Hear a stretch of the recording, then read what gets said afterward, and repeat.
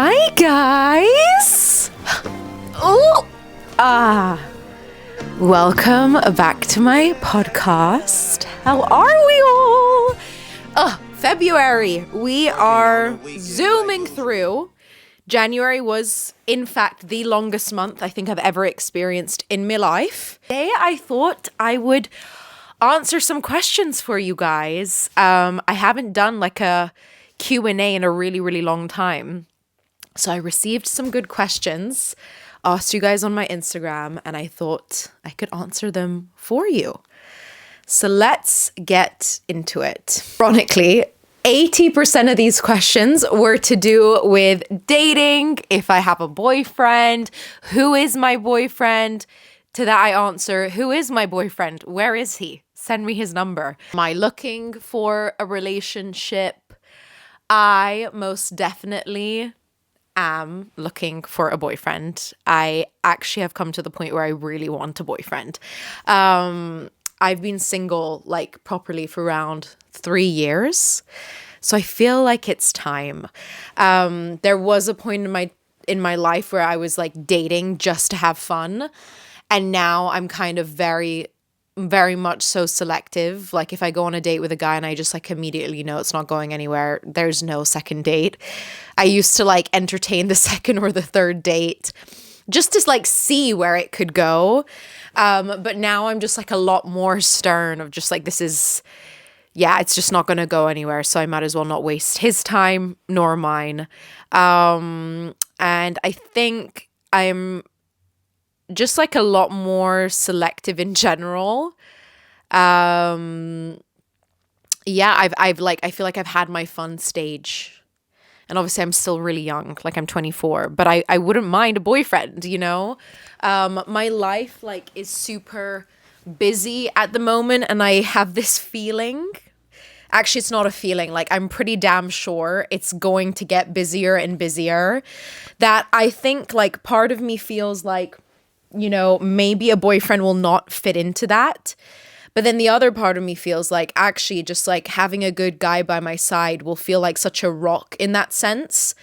And I do think ultimately like anyone who comes into your life, they should always just add value, not kind of stress you out or take away from the value you already have. So I know that like my guy will absolutely support like my career path and choices. He won't interfere. He'll literally just like cheer me on. And I also think, I mean, I hope I'm going to be dating a very successful guy too. So I'm sure he's also going to be busy. And, you know, within that, we can find those moments of like peace and comfort. And yeah, I have no idea who he is, who he could be. Maybe I've already met him. I don't know. But I do really, you know, I do really want a boyfriend. I'm kind of over dating just for fun. I want to like date and build something now. I feel like I really wouldn't mind that, you know. 6 months ago, I would have been terrified. Like I would have said, absolutely not. Like there's no way I'm committing to anyone. But yeah, I think I've like healed a bit. And now like I'm actually just really excited for the right guy. So yeah, but other than that, guys, like I actually don't have a boyfriend. I know there's so many people that think, you know, because I post TikToks with, obviously there's Iman, he's not my boyfriend. We've said this so many times. But there's also like another guy that I posted TikToks with a couple of times, and everyone thinks we're dating.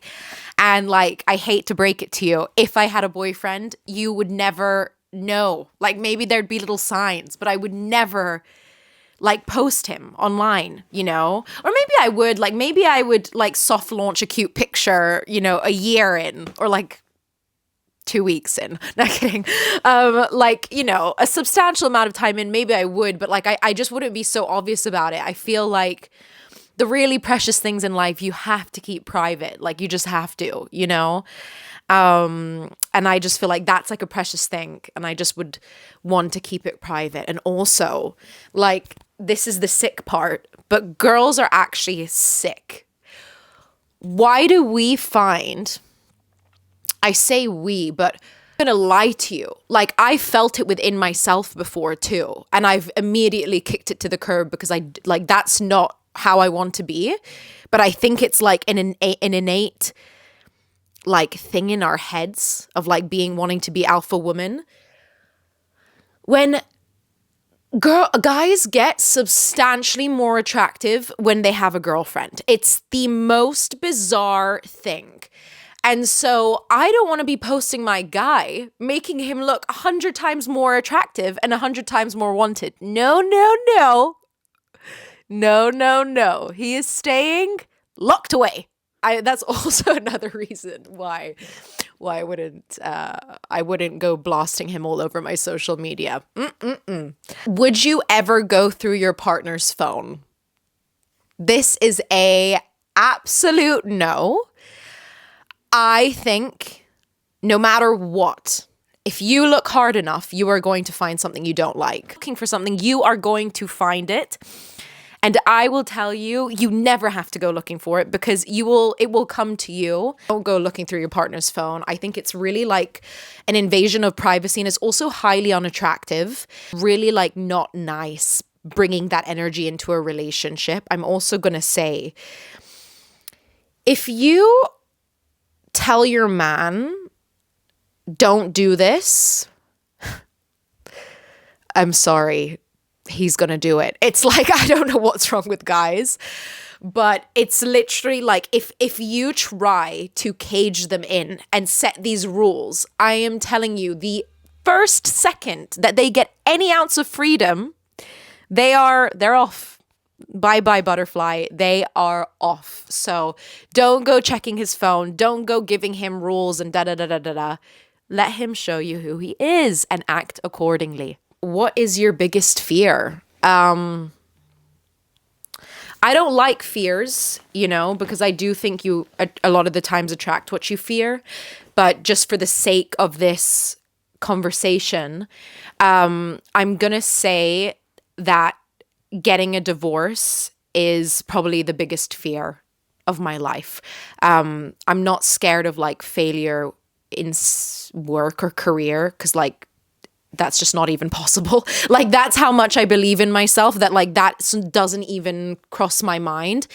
But what does cross my mind is I do believe like it's really hard these days to keep a relationship going, and I see divorce happening all the time. And obviously I come from, I'm not going to call it a broken home because there was a lot of love. Like we never lacked love, even if my parents' divorce was a bit, it wasn't a good one.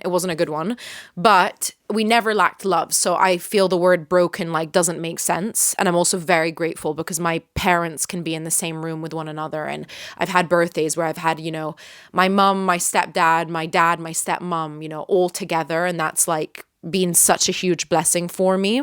And I also believe like they were meant to get a divorce. However, like me, myself, since I was little, I've just had like one of, if not the biggest dream of my life is literally to have a husband and kids and build that family like so much. I want my Christmases to be chaotic with my husband's family and all the little kids running around and cousins and all these kinds of things, and like my parents, and like that's always been such a dream because my family's always been small. Again, I'm not complaining about that because I have so much love in my family, but I think I'm terrified of divorce. I also know how it feels to have my heart shattered like into pieces, and that's me with a boyfriend that I was so in love with. I can only imagine how broken I would be if it was my husband and my kids were involved. I couldn't even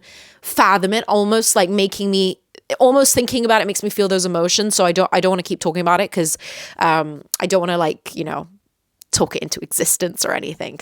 But that's definitely probably my biggest fear. I really don't want that. Like I want to have a super successful marriage and a happy marriage. And obviously, no doubt, there's always going to be bumps in the road. I learned that like even in my 5-year relationship, there was so many bumps in the road.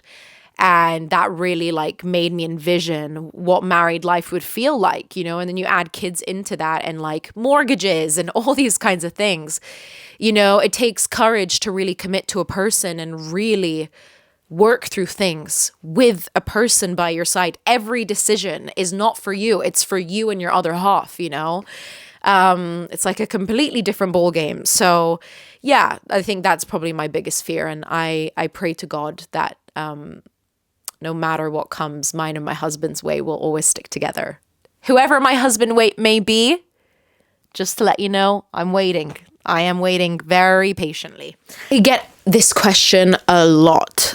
Are you on a diet? Do you exercise? I am not on any diet. I actually really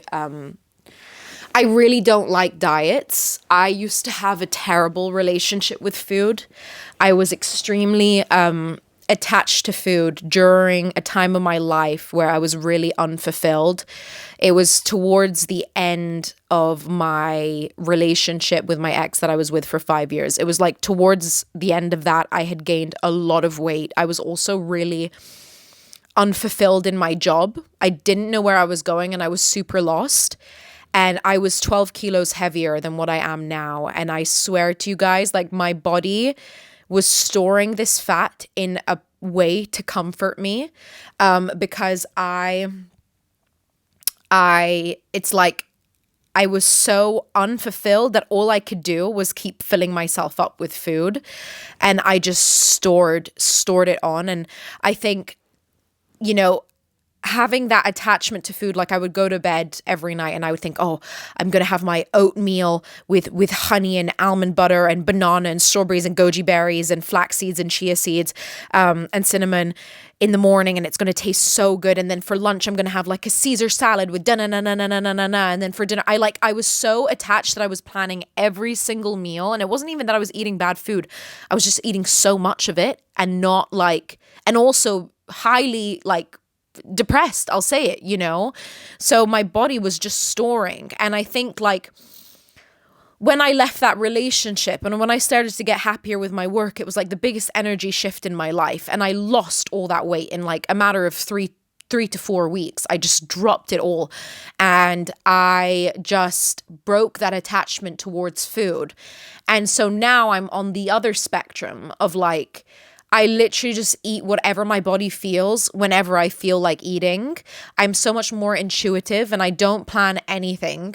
I definitely like could be healthier in that sense, because sometimes I get hungry and like there's nothing in the house, so I'll just order like a burrito, eat it very quick and chuck it away because I don't have to clean it. Like I definitely could put more time and effort. But that's just not where my life is right now. Like I'm so busy in the daytime as well. I don't have time to like clean and cook and all these things. I just like get on the go and go, I think like that's just where I'm at now, and I'm just like a lot kinder with myself, and I don't feel guilty like for eating anything. If I want to eat it, I just eat it, because life is actually too short, and I spent so many years torturing myself and trying to be something that I literally am not. I was even just like having this conversation with Moza the other night. Like we have one of our friends, she is so put together. She's actually like a doll. Like every hair on her head is in place. Like her eyelashes are wispy. Like her makeup is done to perfection. She smells divine. She is so like, her posture is upright. She is just like a little beautiful fairy. I said to Moza after, I was like, I try so hard to be like that, but it's actually impossible. Like, it's just not in my nature. I always have a hair out of place. My mascara is always smudged. Like, I'm probably greasy. You know what I mean? I might have a bogey in my nose. Like, you just don't know what is up with me.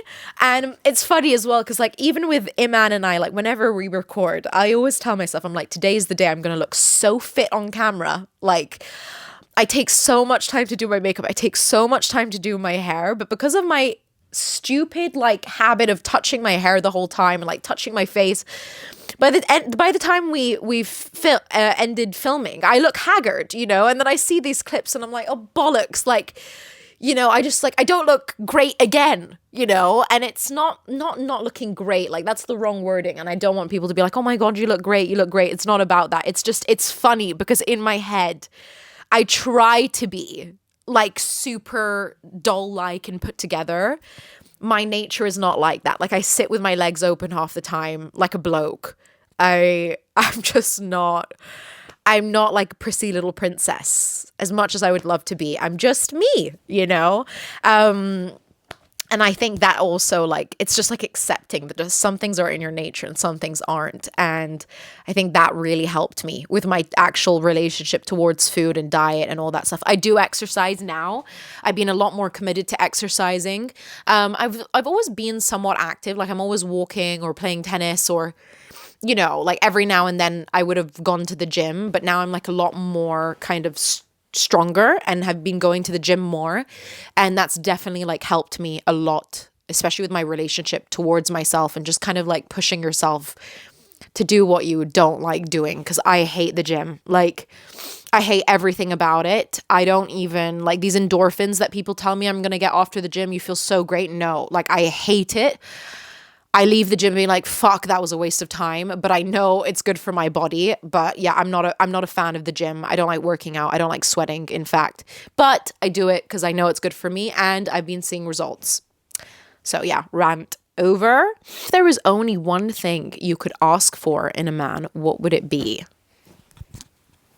I love how this podcast is literally all about guys. Good question. I think I'd have to say strength. I really gravitate towards guys that are very strong, whether that be super disciplined, like in their field of work, or like mentally very, very strong. I think like the mental mindset, having that strong mindset is so attractive to me because it makes me feel like, one, they're not going to get easily manipulated or swayed or do stupid things because their friends are telling them to do stupid things. Like, I love a guy with a strong backbone. I freaking love it if a guy's like, if you disrespect me once, like, you're out of my life. That is so sexy to me. Like, because I struggle with my boundaries and I'm such like a yes person, and I try to be so like willing and helpful in any way I can. When a guy's just like, no, I'm like, oh, you are so fit.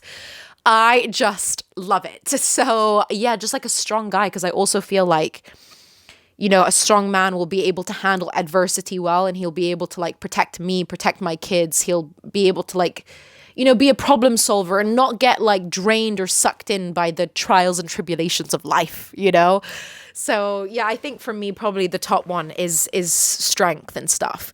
I would love a funny guy, but like if I had to choose, I would choose strength over funniness, because I can definitely be the dancing monkey for the both of us if needed. You had any cosmetic surgery? I have had a breast lift.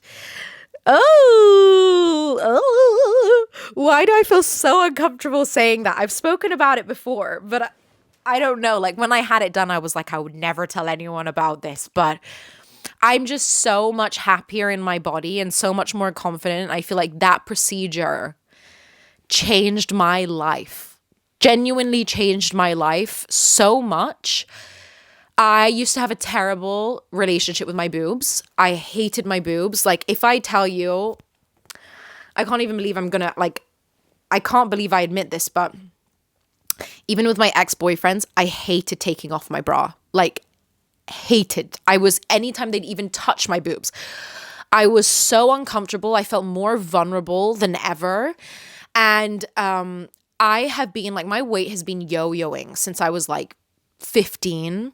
So gaining weight, losing weight, gaining weight, losing weight, my boobs just sat so not nice in my opinion. And then when I lost the 12 kilos in like 3 to 4 weeks, I swear to you guys, they were just like pockets of air. Like, there was nothing, and they were really saggy. And I remember, like, there was so many things. Like, I would never leave the house without a bra. Even my bikini, I would tie my bikini so tight behind my neck to lift them up because they were so saggy.